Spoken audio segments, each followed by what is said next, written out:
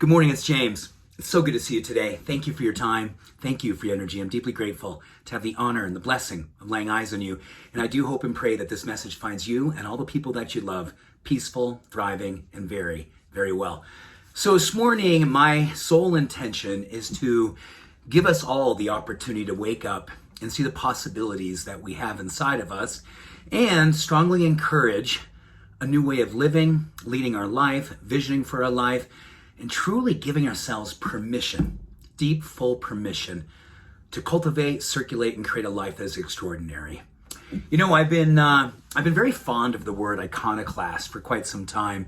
It has sometimes a negative meaning for some, others a positive. For me, it's about challenging personal dogma, personal restriction, personal beliefs. Things that we know they're outdated, things that we know it's time to overcome them, to destroy them, to get them out of the way.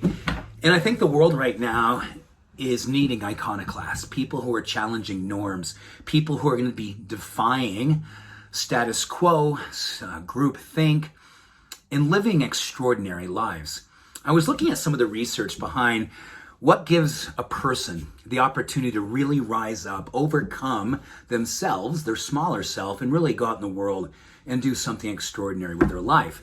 And research on iconoclasts actually comes down to three really powerful things. These are built on science of people who overcome their former self and truly cultivate the level of living, loving, and expressing the way in which they know in their heart the hero inside of them is here to be.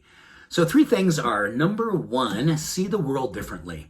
Have a vision. Get yourself in a place where you really overcome the way you see the world presently and say, oh my gosh, this is what's possible.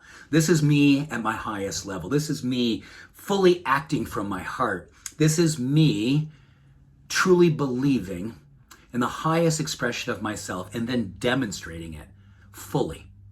Number two, challenging the amygdala. The amygdala is a part of the brain that keeps us safe.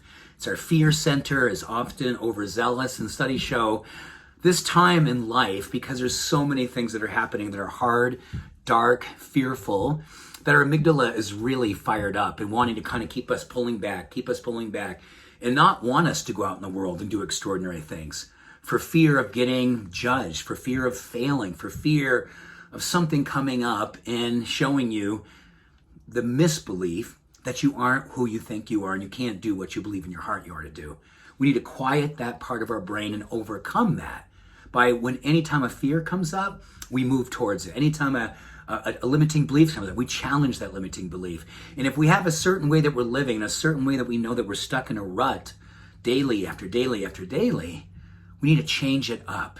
Challenge all the places that we're comfortable to become beautifully uncomfortable. And number three, oh my gosh, I love this one more than any of them. Practice being a really good person.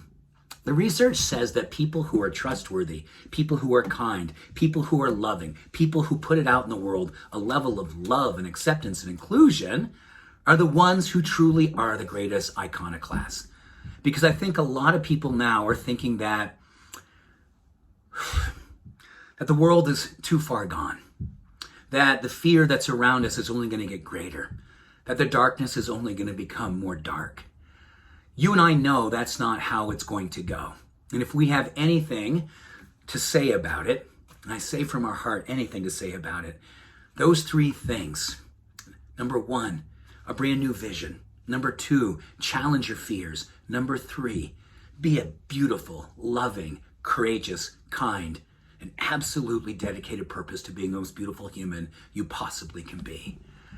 That's how we will challenge groupthink. That's how we will overcome status quo.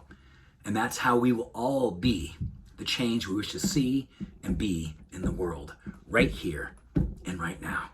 Welcome to the positive idea behind being an iconoclast. I see you, I believe in you, and I love you. We'll talk soon. Bye for now.